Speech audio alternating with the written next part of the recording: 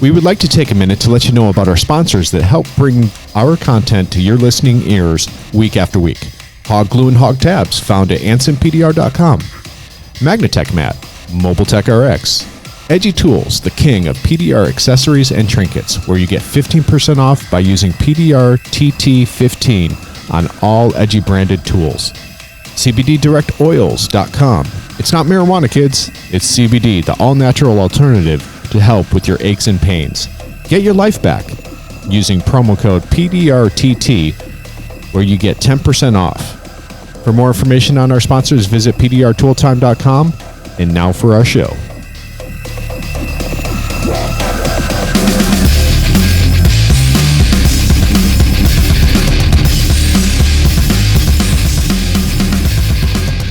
Welcome to another episode of PDR Tool Time. Today is episode 177, and I am joined with my fellow host, Mr. Daniel Gromm and Vince D'Alessandro. Hudson Tansey is still buried out there in the field, working feverishly upon the hail cars, and I, John, am the master of jealousy for that. All right, gentlemen, how is everybody doing? Doing awesome. Doing fantastic. Beautiful day here. Working away. You know, I've got to tell you guys, I got a great call today from one of our listeners.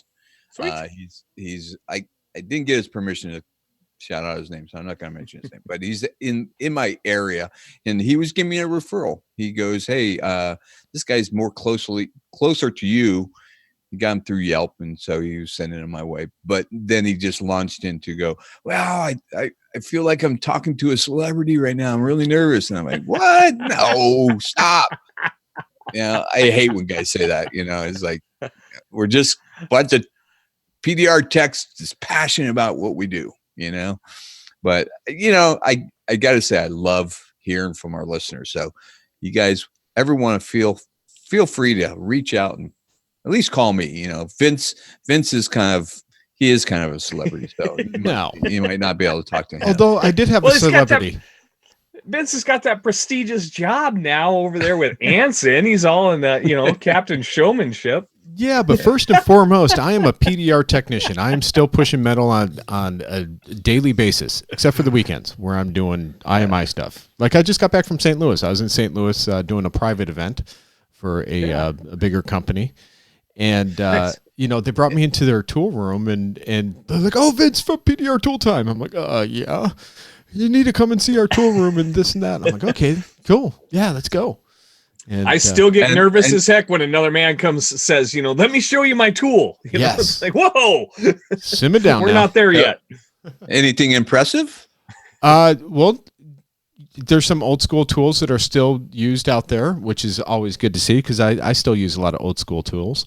But I think some companies really need to ramp up their tool game a little bit and see what's out there because there's a lot of new tools out there. They need to listen to our show more. They need to listen to it more.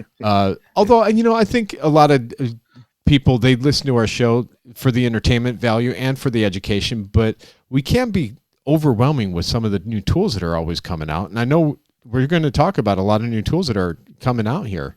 Oh man, tonight we got a whole pack. Now I've just been staring at this whole list on Facebook, just so everybody knows, because they don't work well when I slam them into a computer. But I'm looking forward to getting my hands on a few of these. So there's some new tools that we're going to talk about tonight that they're really good. And some of them are really great. And I think it's a pleasure and an honor for these tool companies to send them to us to try them out. And, it's always been our status to, kind of show them off, but not really talk about them until we put them through the ringer a little bit, make sure that they're quality tools before we're talking about them on our show, right? Now we have a couple in here that has somebody's name attached to him. Like maybe he had, these weren't just like handed to him. Somebody appears to have been doing a little extracurricular evening work in some tool testing and design. That's right. And who is that, John? I'm seeing the Gromm name come up multiple times here. Now we do have one that I know is all up in Daniel, and he ain't saying what it's about, but his name isn't attached, just some numbers. So come on, let's hear about this 144 hammer. Yes, hit me with it. So, you know what, I couldn't find the perfect hammer. I had to modify all my hammers. And how do you modify your hammer? Did you put? I put it on the bench grinder, of course. Yes, the bench grinder. The bench grinder. That means you have to drink right now. And so, you know, my go-to hammer was a Shane Jack's extra long hammer that I cut the handle off. I put my own foam handle on. I put a ball on the end. Let me just say, before you go back, before you go too deep into the Shane Jack's hammer, it's not. Yeah. It was a Shane Jack's hammer. It's exactly. It started. You ordered the bones from guts. Shane Jack's, yeah, but then the bench grinder went to town on it. And it was great. But you know, I was like, you know, it's time for me to just make my favorite hammer, and hopefully everybody else appreciates it and likes it. Yeah. Now you like a heavier hammer though, correct? Well, see, this is the thing. So I was noticing I switched to lighter hammers because everybody was switching to lighter hammers. And that was great for a while. But what I was noticing is when I had to go to motorcycles or to trucks, I work on a lot of trucks, I was reaching for my regular body hammers because I needed a little bit of weight to move some metal. Yeah. And it just wasn't working for me. And so I noticed that there was a void in the market for a heavier PDR blending hammer. So I was like, okay, you know, everybody's complaining there are too many hammers. Well, at least I feel like I'm filling a void. So that's what I was going for. Yeah. And before you came out with that and working with Todd over at Carbon Tech, he had the Rockhill hammer, which was made by design from Bryce Rockhill, and that's a heavier hammer. That's definitely a heavier hammer. It was a little bit too short for me. What I found was 18 inches was the perfect length for a hammer. But see, I put a foam handle on it, or I was putting foam handles on all my other hammers because you can choke up on it. So the whole idea is to get a hammer that it has multiple uses. And so you're not having to switch to a different hammer. You know, you can just choke up on it. As a Hale guy, I always like the lightweight hammers because the heavy ones I always left too big. You know, I had to fix my tap down all the time from a too heavy of a hammer. So I always went with a nice lighter hammer.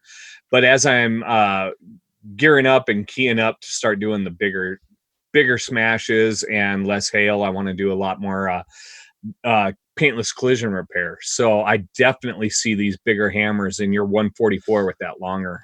So here's what I'm noticing now that I've started using my hammer is that you're not moving it as much. You're not using your wrist, and the movement is much smaller. You're basically lifting it up and letting it drop.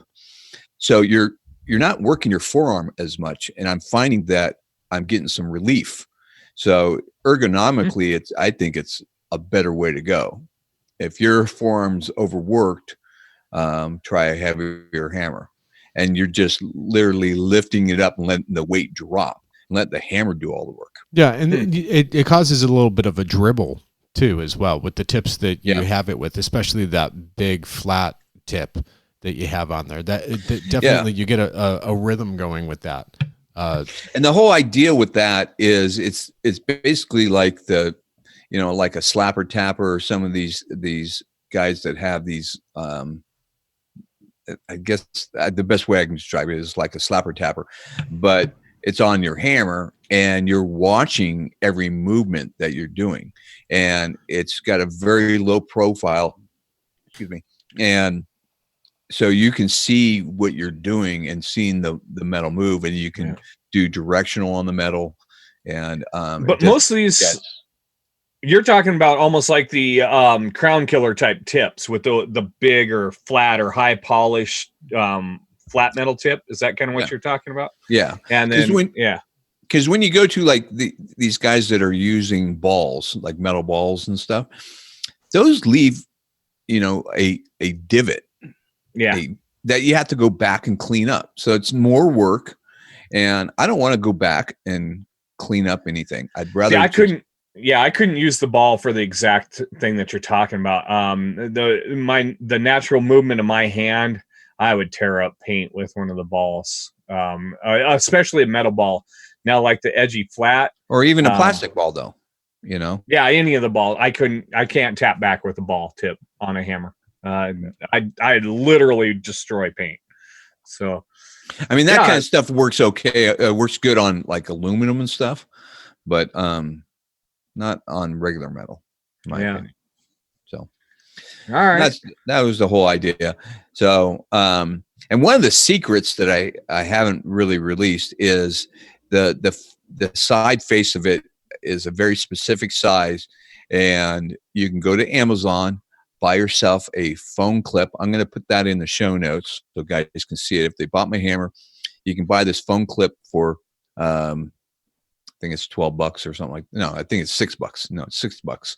And you can stick this, it's got a little, what do you call it? Just make a phone belt clip.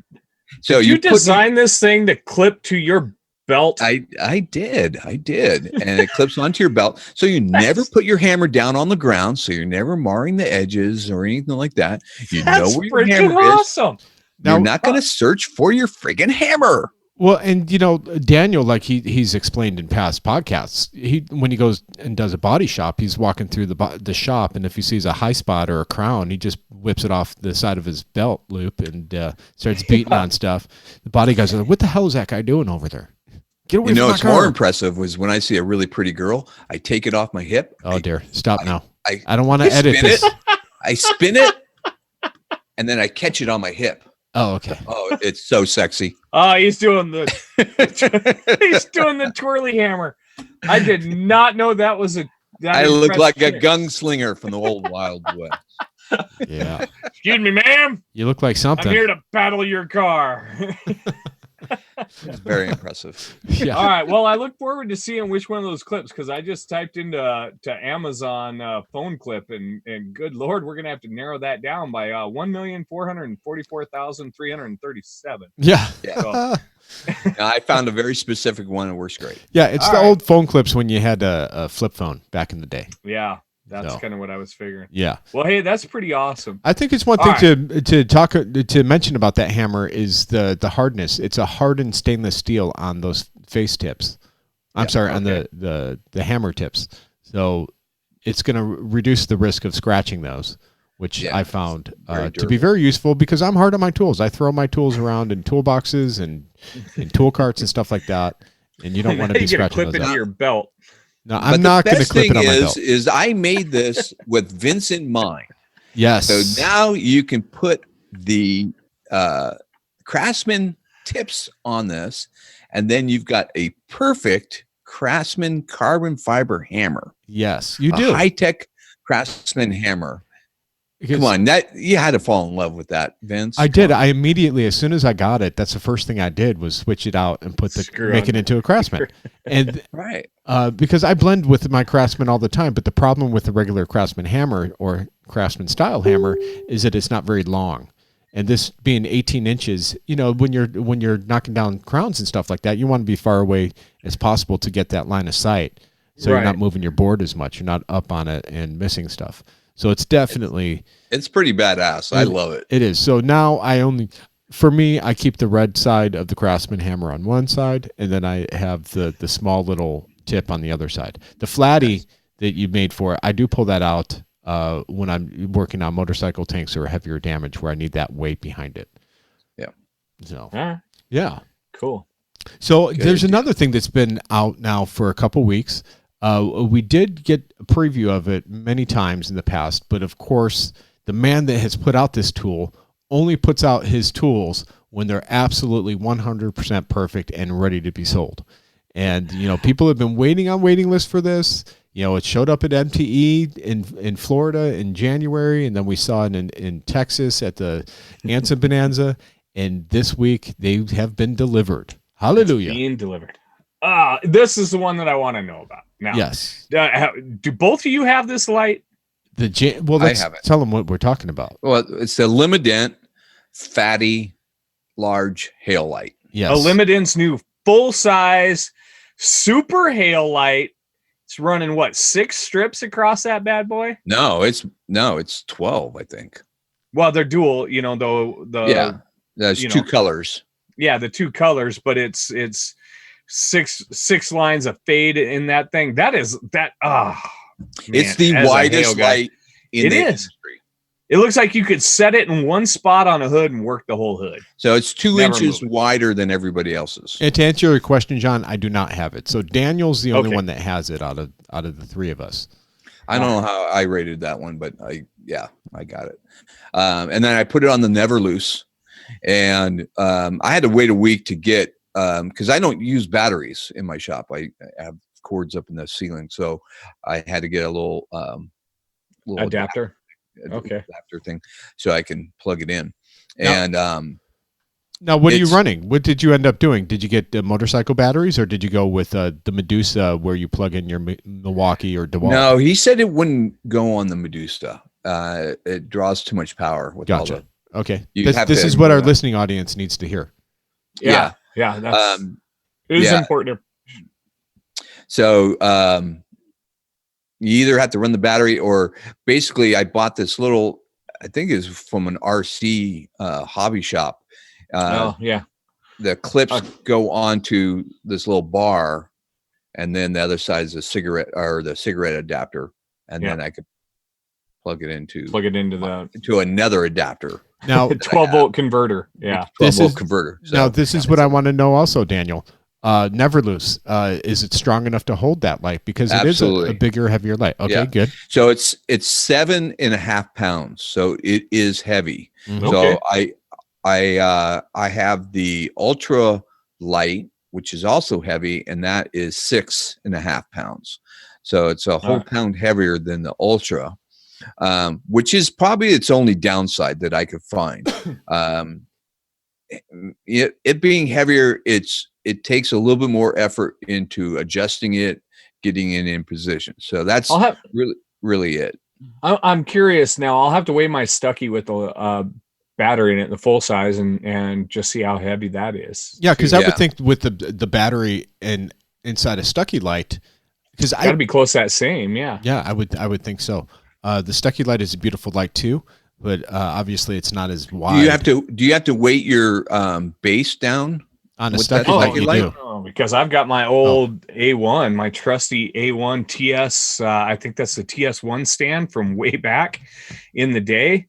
I got it on a Never Loose with the adjustable pull from or the adjustable rod from Pro PDR Solutions. So is that like steel? The hood stand is our light stand is all steel. And then I have the aluminum adjustable arm from Pro PDR, but it's the A1 base and a Pro PDR head on it, going down to the Never Loose, and then my Stucky on there. Gotcha. And no counterbalance, no nothing needed. I mean that stand was a pretty heavy stand originally, which is why a lot of guys didn't like it. It was like, well, I need to, I want something lighter for traveling all the time. Yeah. Well, now by the time I ditched the battery, my whole assembly is way lighter than what my aluminum stand with a wheelchair battery and a light head on it. But the word on the street is if you're rocking a Ultra style light stand, you will have to counterbalance it, and a battery I would think would be enough to counterbalance. James Lee's light, with it still needing you need that 12-volt battery source. That battery is like 16 pounds. Yeah, so that's going to be all the counterbalance you're ever going to need. Yeah. So I had to counterbalance mine, so I used a water jug and just filled it up with water, and that does it. I mean, it's only you only need it when you have your light fully out, fully extended. Which as for Hail guys, that's pretty much all the time. So. Right, and with the Never Loose, that's the only bad thing about the Never Loose. It's at the end of that pole. So, if it slid up the pole, then you'd be able to. It wouldn't be so top. See, no, I was a guy that never adjusted that collar. Yeah, I'm the same way. I never moved it. Yeah, so putting the never loose on the bottom, zero effect on the way I use my lights. Yeah, me too. Yeah.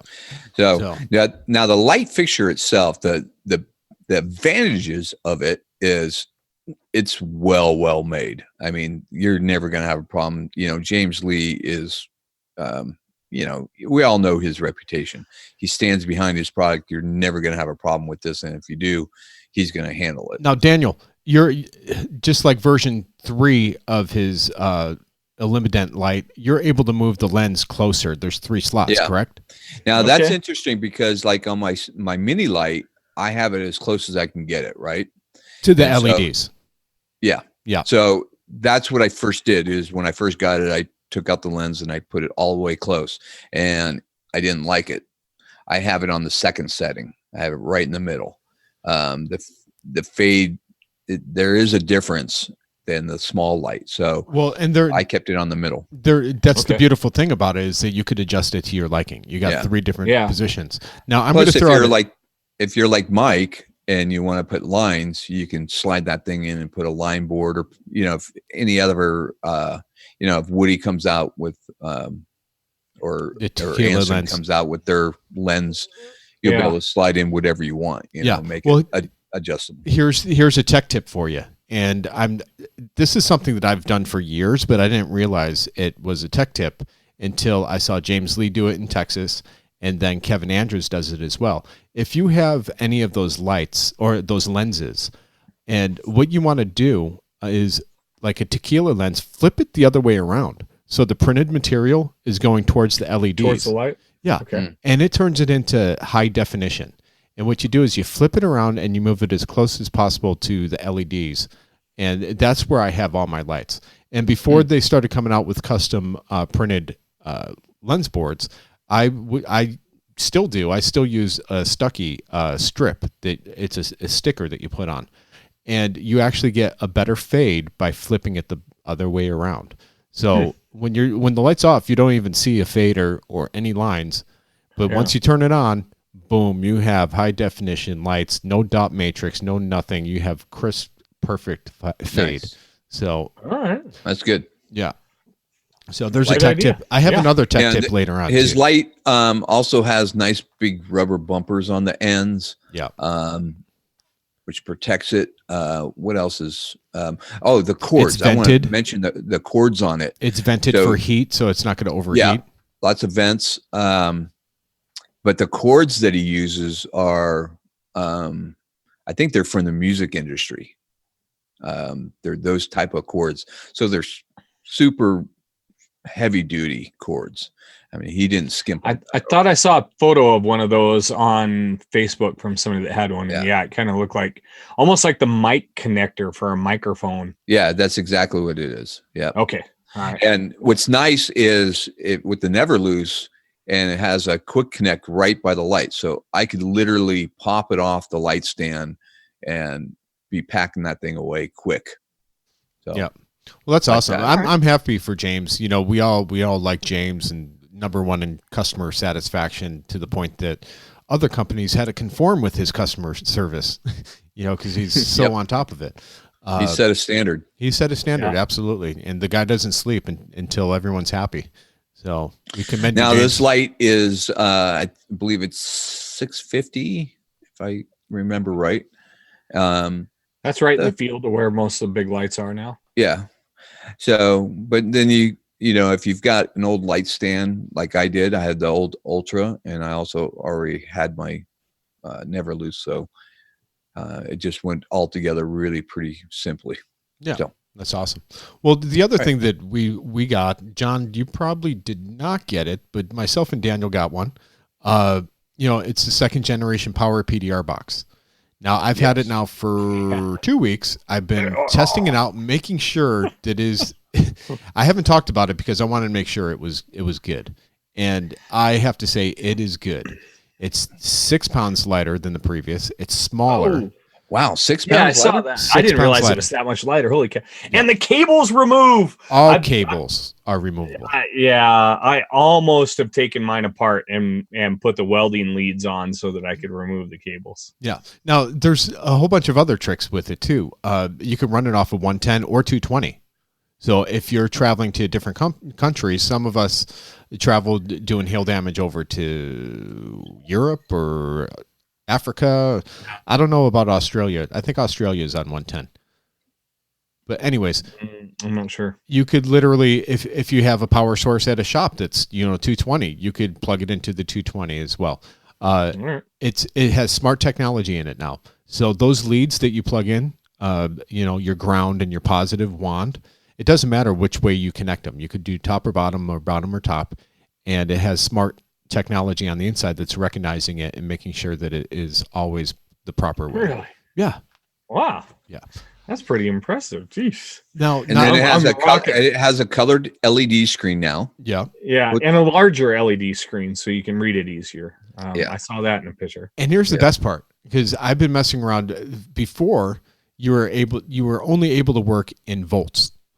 Now you actually work in percentages, which I actually like working in percentages more than I like in volts. I don't know why, but I turn that thing to 30%, and it for some reason it clicks in my mind a little bit easier, 30% rather than 0.76 or 2.6 or whatever, and then trying to remember that. I can remember 30% easier than because I get people calling me all the time. Does it really matter though? Because you're once you have what your setting is, you're probably going to do one or two clicks different than whatever your normal setting is. Yeah, sure, but it's still a mental game. And when you're the first thing that pops in your head, if percentages is the volts didn't really bug me right from the beginning. I was like, I had an idea where I was going to tune it in. Yeah. Just from I still have a very old school Forney welder. So I mean it is like set the amps type, no auto set there. So well, for me it was easier percentage because I have people calling me all the time,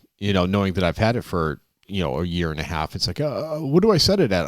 And there's times where I don't use that for a month, and then I'll use it boom, boom, boom, boom, boom, and I forget. It's like, I don't know. Now I could just say 30%.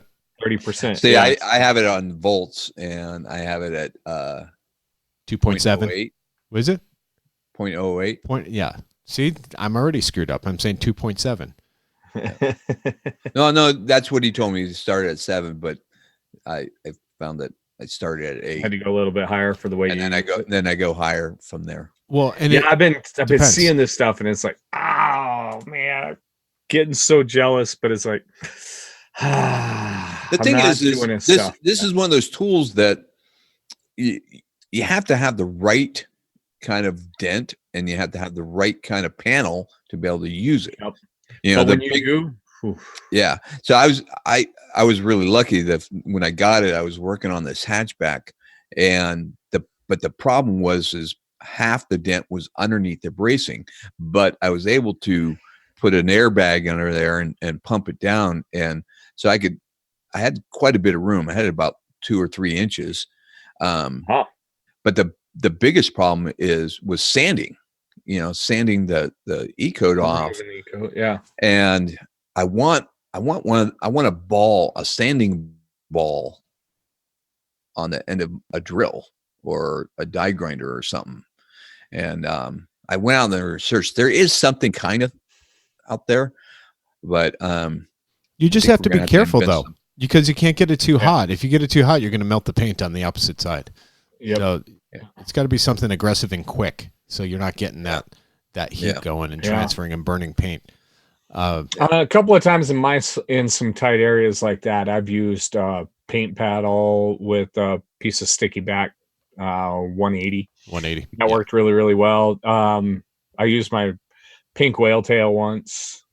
But when you need that machine makes you money. Yeah. And I bid cars specifically because I owned that machine. So I used it today. I actually brought it. I never let that thing leave my shop, but I had a body shop send me a picture of a Mercedes with a roof with a really sharp dent on it today, and it was an old ML. I'm like, man, why does he even want to fix that thing?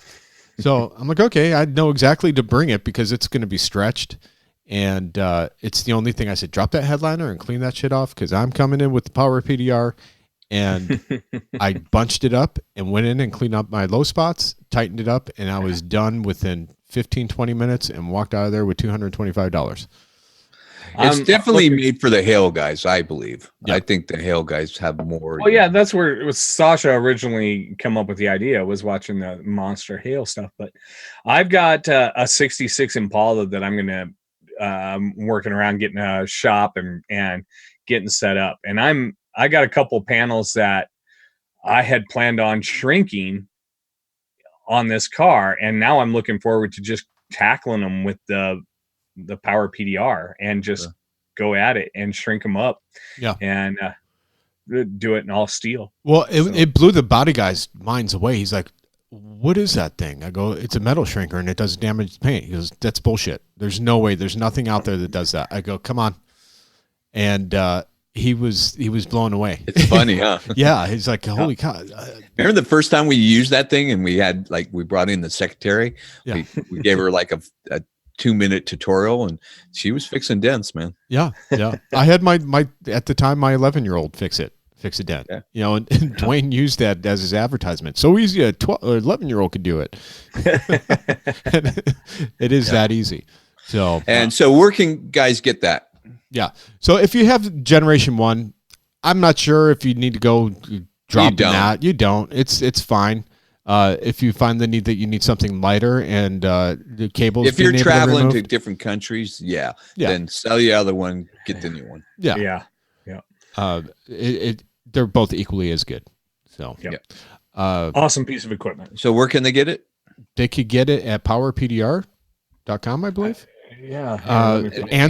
Anson has them. Anson does have them. That's where I got mine. Yeah, that's where I got mine too. Well, and I think Ultra sells them too. I believe so. Yes and no. I'm not quite sure. Depends if they have them in stock. If they have them in stock. I know Anson has them in stock, and I know Power PDR has them. So hit one of them up and get that tool if you're in need of saving stretch panels. So I want to talk a little bit about the Viper skins. Oh, yes. So today I was totally saved. I'm going through all these freaking tools trying to get, I was on an aluminum panel and I just couldn't get the leverage I needed. And finally, and I had the tool I needed, I had in my truck because I was using it on a mobile job. And I was like, where's that tool? Where's that tool? I finally grab it and it has a long throw on it and it was perfect. Nice and sharp for that aluminum. But I haven't used them a whole lot with the new Viper skins on it. And I was like, God, this feels so friggin' good in your hand. It's just nice and meaty and just manly. Yeah, you know, it's oddly enough, and when I was in St. Louis this weekend, I was with Chris Howe, which drives one of the Anson tool vans all over the country, selling tools. And I said, hey, how are those selling? And he's like, man, they're flying off the shelves. And I asked him what specifically, like what tools are they putting them on? And a lot of the technicians that bought the 732 tequila tools, they've completely removed all the plastisol on them and put the Viper skins on there because that's a tool that you have in your hand all day long, right, John? Doing hail damage. Yeah. You know, and you're under the braces and you're using it and you want comfort. And that ball of the A1 tool is just not comfortable. Having the pistol grip of the Viper skin in there, I mean, it makes all the difference in the world. Yeah. So, in fact, go ahead. Plus, they look friggin' cool. Yeah, of course. We made them to look cool. Okay. They got our logo on it. They got the PDR Tool Time logo. You know, some of the responses I get back is the comfort of it, not only as a pistol grip, but also the ergonomically correct holes in there for your thumb, for your knuckles. You know, so your knuckles of your thumb and your first finger fit right in those grooves, and it just gives you all that nice, pleasurable leverage and not the fatigue that you get on your hands.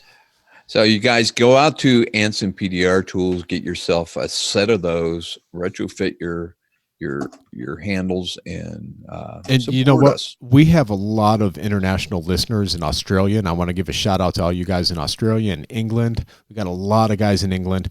I know they're in Australia already. If you look for them, I forgot what is it? Shoot, it's the big company out there that sells tools.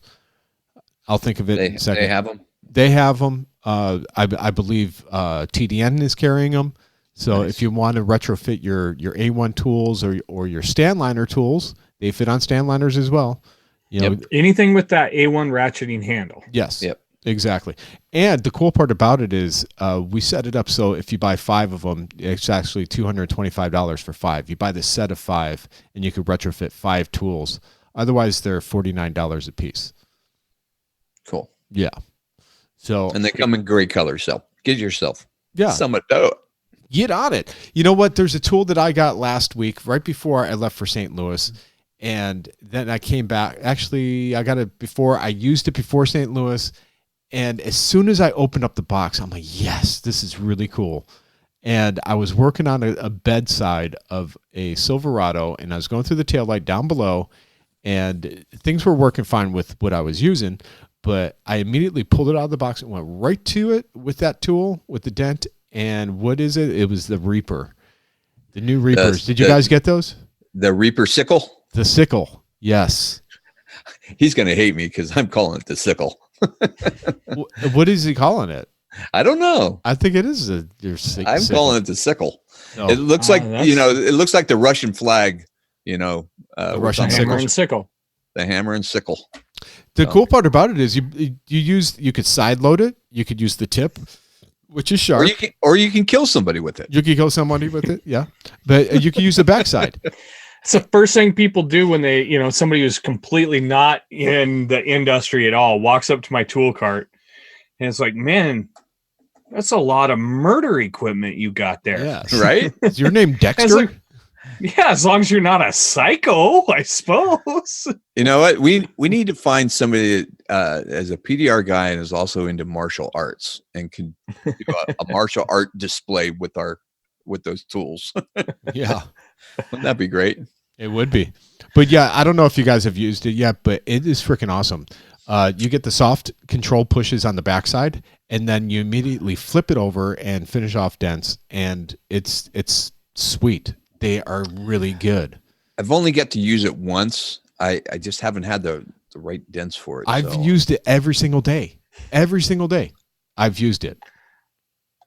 I've stared at it every single day on the internet. Yeah. And John fixing this for a while. John Vadine, the guy that came up with it, he's a really cool guy. He's a great guy. A little bit of a weird fella, if in funny. A good way. He's funny as hell, and he's so much fun to hang out with, and he's really humble. I mean, you notice that we have a lot of guys that are like him. Yeah, that are like Woody and him, and they're characters. Wade. Yeah, characters that you just look at them, they look like they're just about to tell you a good joke. Yes. And you know what? He put a lot of heart and thought in it because he did have that tool when I was out in Minnesota a few months ago, and it was still a prototype. And I'm like, dude, you're onto something here. And he made some small modifications to it, and he came up with a really nice set of tools.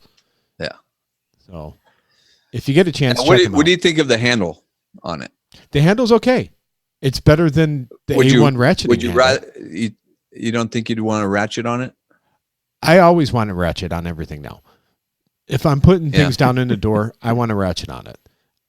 When I'm on side panels and stuff like that, the ratcheting isn't as crucial, but it's definitely an added What bonus. category would you put it in? Would you put it in it? To me, it's in my mind, it's more of a door tool. I haven't used it all that much indoors. I've used it in quarter panels through light sockets. Okay. And maybe I'm thinking about it wrong. You might be. So okay. On my initial look, I thought it was probably door specialty, wedging off that glass, being able to push with the bone of the tool, bring the meat up, jack it a little bit forward and use that sharp tip to finish them out. But, size and strength wise, yeah, why wouldn't you go through into a quarter panel? Yeah, Exactly. I've had better luck with it in quarter panels and fenders than I shouldn't say, but not better luck. I have used it down the door, but I'm afraid. I'm afraid in the door. I'm very cautious in the door because when I'm using the backside, the heel of it, I'm afraid of that tip hitting the window and breaking the window because I don't have a very super long window guard. Yeah. I have a short one and a medium one, but now people are coming out with super long ones. I believe Blem has a super long one. I have a Dentcraft super long one that I've had for years. Yeah, I have a Dentcraft. I go to Tap Plastic and just buy a big huge sheet of plastic and I'll make my own whatever size I need. Yeah, I'm just afraid, and that's the same thing with the Blem tool that is out. That a lot of people are talking about. I'm fearful of breaking a window with that, catching the bottom of the glass, and it's done. I have from Dent Tricks. I have the short Dent Tricks one. I had a really nice. It was a heavy plastic, really heavy plastic, but it's got spray felt on the inside. Yeah. I've worn it out though, where it folds over and it broke. But that was my go-to, and I want to get another one. That thing was awesome. Really like that. Yeah. So get out there. If you get a chance to try Dent Reaper sickle tool, definitely buy it. Last year, that was one of my top 5 tools was the Dent Reaper. Yeah. And I still love that tool. For some reason, every time I'm struggling on a dent and getting some slippage or not good leverage, I've grabbed that Dent Reaper and it's always finished it off. Heavy duty, it's just super heavy duty. And it's all about the geometry of it. It's well thought out geometry with the leverage and stuff like that. So they work great. If you're working on a Ford truck, F-150, aluminum, you got to have those tools. You have to. Yeah. You have to. So well, good. There's something that you showed on the internet today, Daniel, that, the Double D company came out with a tool hanger for frameless doors. And, that came out last year at MTE, and now he's got up with a new one. Yeah, he's got, he's got one called the Saturn, and it's for a frameless hanger for a single tool, nice and small. Now, is that made for like flat bars as well? Is that the idea behind that, the Saturn? I guess so. Sure. But it's got a center hole so you can put any of your carbon rods in it, or any kind of rod into it. But yeah, you can put a flat bar, I guess. I have to tell you, I was typing in, I'm trying to bring you guys a website, and Power PDR right now, their US website's having some issues. But this is the first time I was actually nervous about typing double D hanger into a search bar to make sure I had the proper website. I was thinking, I better have safe search on. It's DDPDR Tools.com. So yeah, we're going to have that in there. But I was halfway into typing that out before I panicked. So I'm happy to announce that we're releasing a tool that I helped out with from Double D. And by the time this thing launches, I'll be posting some videos. I did some video today. I just need to do some editing. So one of the biggest problems, because I took his one hanger and I kind of took it apart and I modified it, and I was using in other areas. I was using it in trunks, and I was using it underneath the hood and stuff like that. And then I told him what I wanted to solve the solution was truck beds. So right in front of the wheel well, on some of your older trucks, you have nothing to leverage off. It's wide open. Yep. And you can use that clamp that he has. The clamp is beautiful. And so we came up with, it's going to be called the D Gromm, and it clamps onto that flange, and you got 2 leverage points. You have a circle, and then you have an open end circle. So you can put any of your carbon tools in there, any tool, and it solves that problem. It's beautiful. Well, my concern with that, Daniel, is going to be, damaging paint. So I solved it. Okay. You'll be happy to know. Okay. Well, I got to call you out. We got to call each other out. No, you just put a piece of duct tape on it. Really? That was enough to do it.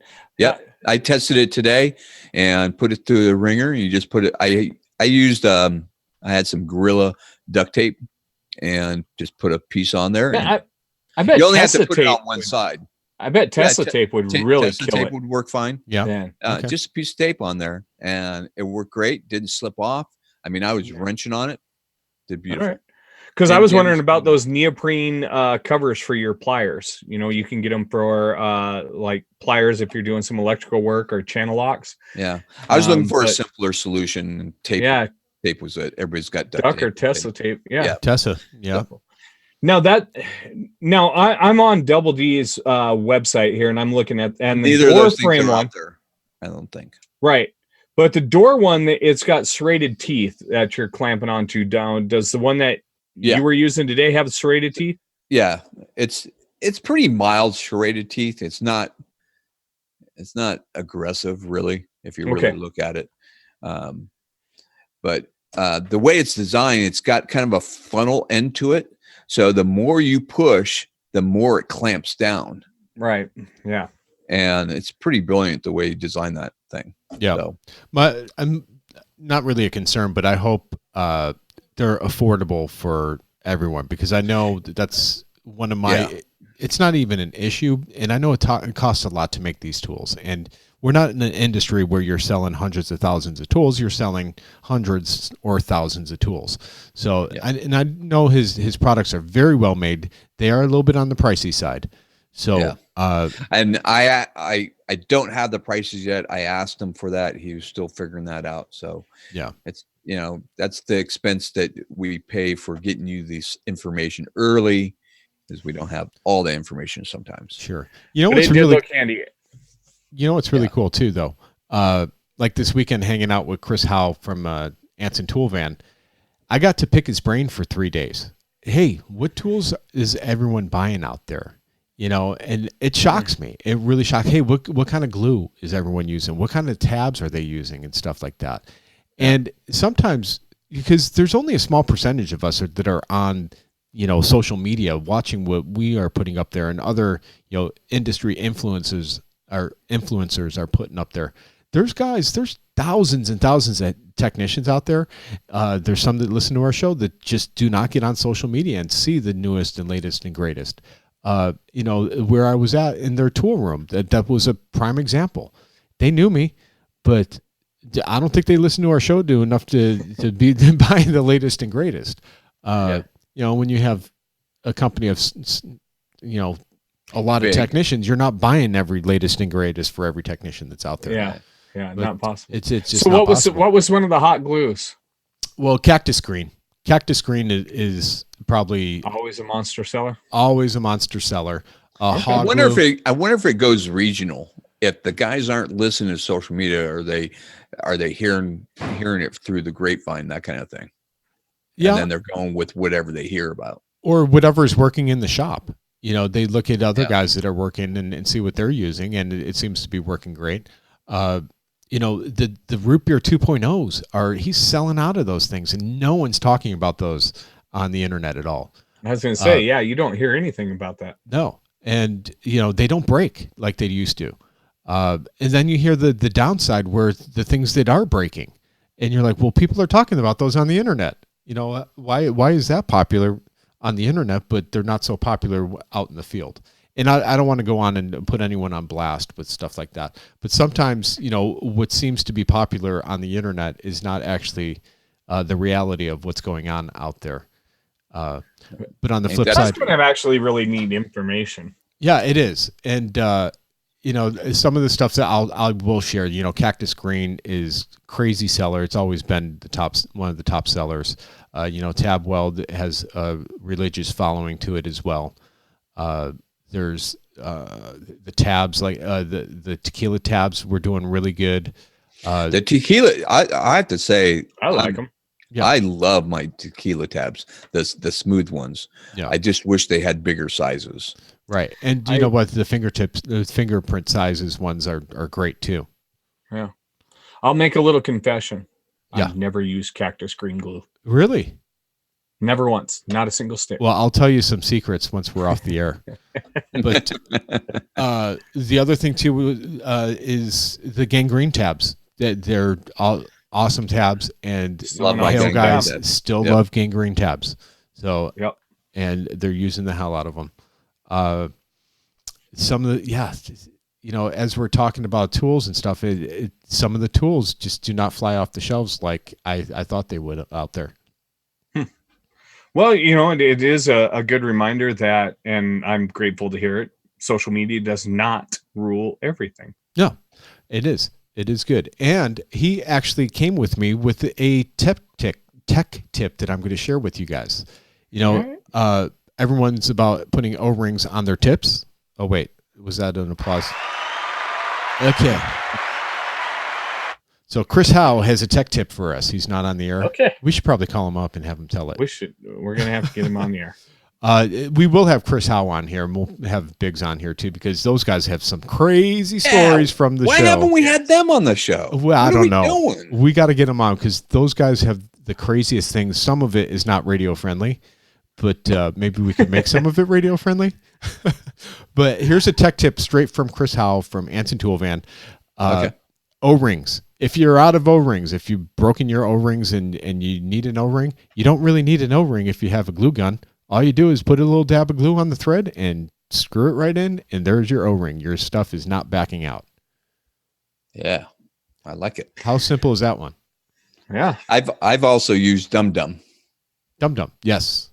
I put a piece of Dum Dum on there. Yes. That would do it. That will do it too. I mean, be sticky as heck if you're trying to clean it off. But if you're not changing the tips very often, it would work good. Yeah. It works good in a pinch. I have a love-hate relationship with Dum Dum from doing glass in the 1980s. Yeah. Right? Yeah. Yeah. So there's the tech tip from Chris. Thanks, Chris, for sharing that with me. That's an awesome. I mean, we all have glue guns and we all have glue. Yeah. Just put a little drop of glue on there and tighten it down. You're good to go. Yep. Right? Yep. So here's another glue tech tip. Do you guys, when your stick is almost running out and you got to feed in the next one, do you put a little dab on the new one and then stick it on the end of the old one? I don't, but it sure does sound logical. It makes sense, but yeah, I've never done it. Because sometimes you get that gap. You get that gap. Yeah. Yeah. You're pushing it up against your That's body. what I do, and it works great. Yeah. You mean you're not just pop the stick against your shoulder and keep loading tabs because you got to get this rip rail done? Yeah. Now, you mean put a little stab of glue on there and stick it to the other stick so it auto feeds nice and smoothly and keeps going? That comes out as logical. Yes. Now, John, let me ask you this. How many tabs did you work at a time? Would you set up a whole crap ton along a rail, or would you do 2, 3, probably 4? The most I've ever put on in one row was probably 20, 25. Okay. So, but what's your like rule normally my average, I would do about 6, because what I found was I could put on my 6, hit it with my slide hammer, tap them down, and 6 was my magic number for me. And I worked faster than if I tried to do 25. It's all about rhythm. Yep, and it kept me into a fluid set of motion, as well as setup time for my glues. Yeah, and I think that's another tech tip in regards to that. Don't set up a whole bunch of tabs because you're all dealing with all sorts of different set times for your glue at that point. Once you have that figured out, and it's going to be different from the morning to the afternoon. In the morning when it's cooler, you're going to have a little bit longer set time. Moving faster. Yeah, I had to move a lot faster in the cool morning. In the cool mornings. Texas, I tried to avoid when I was working down there in the summertime. I tried to avoid having to do my rails in the afternoon. I tried to make a point of doing them in the morning, even if it interrupted my pattern, But otherwise, if I tried glue pulling from 4 to 6 p.m., man, it would take twice as long because the glues just stayed gummy. And I tried some of the yellow jacket, and it just couldn't work for me. Yeah. So yeah. Well, good stuff. So, well, we are reaching the end of our show here. So, any last minute ads here, guys? Wow. It's been an educational show. It was. You know, guys, get yourself signed up for Las Vegas. We want to see you guys out there. We want to make it a successful show, especially any of our West Coast listeners. Get yourself there. Yeah, get to MTE. Yeah, you know, so what? You do a double year show. That means you get to see us. Yeah. We get to see you, you know, and it's all good. Plus, come on, who's not going to have fun in Las Vegas? Exactly. That's right. All right, Daniel, take us away, son. Guys, level up your tools. And don't do stupid stuff. And keep it stiff. Thanks for listening.